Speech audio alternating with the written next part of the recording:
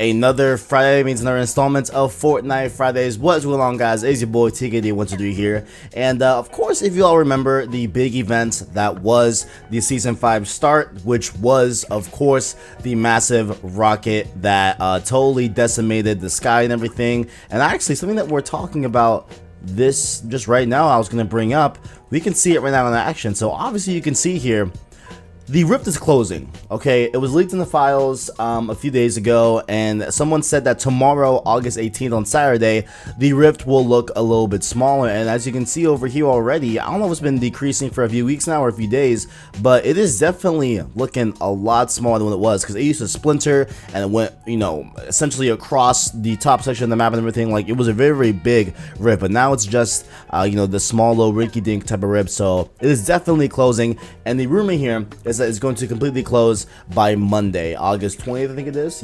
But no, I'm sorry, on Tuesday by the 21st is what this Twitter user says. Fortnite Battle Royale leaks. So looks like the rift is closing, guys. And so obviously, you know, this rift has given us a bunch of new zones, like of course the Paradise Palms, of course, Lazy Links, etc., and a lot of different things, as well as the rift mechanic in the game as well. So who knows, are we gonna see these rifts start to close because the main rift is closing? I don't know. And what will happen to the storyline and everything for season 5, who knows? But the rift is closing here in Fortnite, so RIP Rift. It was really cool to see that Splinter open with a rocket, but looks like it's coming to an end.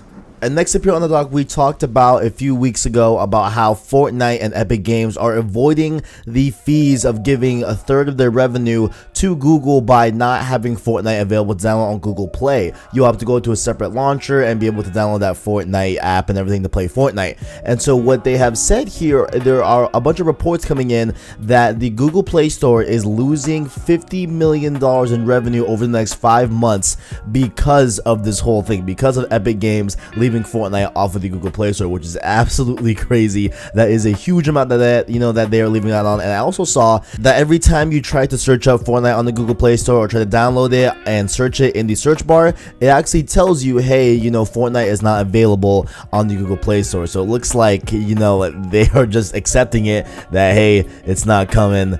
Our 30% revenue grab is too much for Epic or whatever. And honestly, I have stood with Epic Games on this whole thing from the jump. I think, you know, if they have the means and they have the want and the necessary requirements and everything to go and make their own separate launcher for Fortnite and do their own thing to avoid that 30% revenue that they have to pay Android and pay Google Play for having Fortnite on the store, I think that is a win for them. I think that is absolutely something that they have the right to do overall. So I think you know, it's just crazy that they're gonna lose $50 million just off Fortnite not being on the Google Play Store, which is crazy. And speaking of the Fortnite Android beta, they have now opened up the beta to more devices as they said they were going to last week. So we have new devices. Make sure to go check your email if you have sent a submission for the beta on one of these devices. I'm sure you now have an email in your email inbox saying where you can download Fortnite officially for your device. So I'll have the list here on screen, but there's a few honorable ones that are pretty big phones in the Android space, involving the Galaxy's S7, the S7 Edge,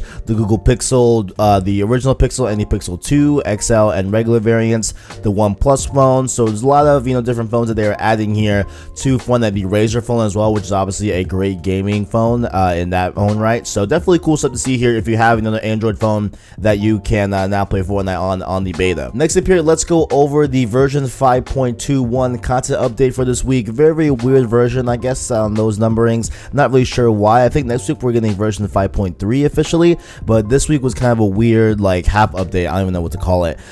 You know, kind of just in the middle of an update, I'd say. But going into some new weapons that we got into the game, we got the main one here, which is the Heavy Sniper. It is available in epic and legendary variants, can be found from floor loot, chests, supply drops, and vending machines. Each shot delivers a devastating damage at the cost of a long reload. So it deals 150 damage and 157 based off the epic and legendary variants respectively. These large rounds deal increased damage as well, so 1050 and 1100 respectively for epic and legendary variance to buildings and structures. So that is a crazy amount of damage onto structures that you can put with the heavy sniper. Also, projectiles fired from the heavy sniper have less bullet drop in comparison to other snipers, so you're going to be able to hit your targets a little bit easier with this gun, considering that it has less bullet drop, so you have to, you know, kind of adjust your aim a little bit less in that manner. So overall, I haven't tried the heavy sniper, I haven't gotten it in game, but I've seen a lot of people that have had it online. They are really loving it and really enjoying the sniper, so I'm really glad that the heavy sniper got added here to Fortnite. Now next up here, we have a few LTMs that got added to the game. First one here is called Soaring 50s, and we're going to read the summary here. This mode is a twist on the traditional 50 versus 50 mode, featuring an extra emphasis on mobility. Gliders cannot be redeployed when falling from large heights. Additional impulse grenades and bounce pads and launch pads will be spawned throughout the map. Jump in and soar to new heights. So this is essentially going to be like a really, I guess, mode that really emphasizes the ability to move at a faster pace. I guess we can roll it, you know, I guess we can word it as like we have impulse grenades, more bounce pads, launch pads to be able to go and be more mobile, you know, in your Fortnite map and everything. And of course, the big one here is that when you fall from a greater distance of 10 meters, you can press X to redeploy your glider. So that'll be really interesting to go onto higher heights and be able to, I guess, kind of have the same ability that you have with rifts, but now you have overall throughout whenever you want to do it. So that's pretty cool to see as well. And maybe they might add this as a, I believe, a feature to the game overall, which I think would make a lot of sense. I think it obviously you know, limit the amount of times that you will be able to knock someone off their base when they're at that high elevation and be able to just knock them off like that. But I'll be interested to see if they keep around this feature for the future. Next up here, of course, why would you put in a new sniper without putting in the LTM sniper shootout? Yes, sniper shootout here is back in the game. And so what is new here with sniper shootout? The scoped assault rifle have been removed and the heavy sniper has been added. So a lot of people were saying that, you know, with the scoped ARs, it was a little bit unfair because obviously they have a higher advantage over all your snipers because you have to be less accurate with them, and obviously you can spam the AR that was scoped. And so now they took that one out and replaced it with the heavy sniper, so you have a better level playing field here with everyone having actual snipers as opposed to AAR in the mix. And also there's some details where only weapon drops are sniper rifles, floor loot spawns reduced by 50%, and profile stats, KD and wins are tracked in this mode as well. So if you get any win on sniper shootout, that will be tracked here on your final stats as well. And so back to talking about how this version for this week is version 5.21, that weird number. We are getting version 5.3 next week, and what they've said here is that they're going to add some new things to this version that are going to be a little bit changing in terms of the shotgun. Of course, these shotguns have been buffed, nerfed all the 3 weeks, and a lot of people have been kind of fed up with it as of late. But we got a statement from lead designer at Epic Games, Eric Williamson, and he has said that the pump shotgun will be getting a buff here. So what he said directly was, quote, regarding shotgun equip times, current thinking is to reduce pump shotgun equip time slightly in update 5.3 next week. Other shotguns will remain unchanged for now. So we are going to see the return of a little bit of a quicker equip time with the pump shotgun, which could lead to the double pump coming back again, which I'm assuming will be a thing. I mean, you know what I'm saying? Like when you limit the amount of time it takes to equip a pump shotgun, automatically people think, okay, double pumping is probably back. So we're gonna see if this is actually a thing next week. I'm of course gonna be testing it next week. I will for sure make sure and see if it is actually back in the game. I think it's coming, but I don't know, you know, exactly, because like it is just a reduction. A reduction could literally mean like the smallest of milliseconds, you know what I'm saying? And like obviously that makes a difference in a Fortnite game, of course, but I'm thinking that they might, you know, want to avoid double pumping and bringing it back, or they're probably just, you know, tuning it just a little bit so that it's not really double pumping. It's somewhere in between the OK region and double pump region. So we'll see how it all pans out next week with version 5.3.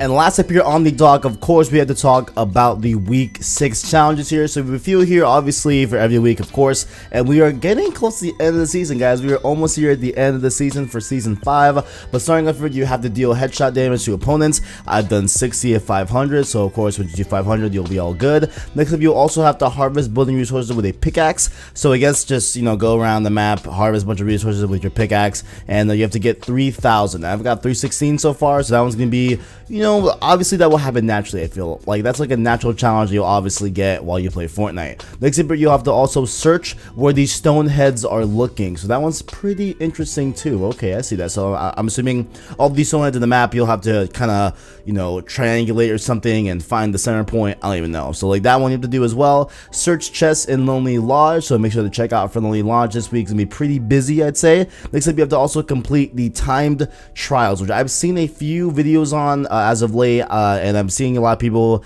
that were getting it done, so definitely go check out those. Next up, you will have to get a minigun or LMG gun eliminations as well, 2 of them, so that's not that hard really. Just get 2 LMG kills or 2 minigun kills and you're good. Next up, ooh, okay, you'll have to eliminate opponents in Tilted Towers. So Tilted Towers is back here, and then it's gonna be back in full force and be pretty packed here for this week. So if you all enjoy, make sure you like the videos, we'll stay subscribed to PlayStation Shorts to keep up with the latest greats in PlayStation. And make sure to also check out all of our videos here this week. We have a ton of good stuff from the podcast this week, as well as Spider-Man videos, the last video as well earlier this week. So make sure to go check out all of those in our channel below. Thank you for watching, and as always, catch you in the next one.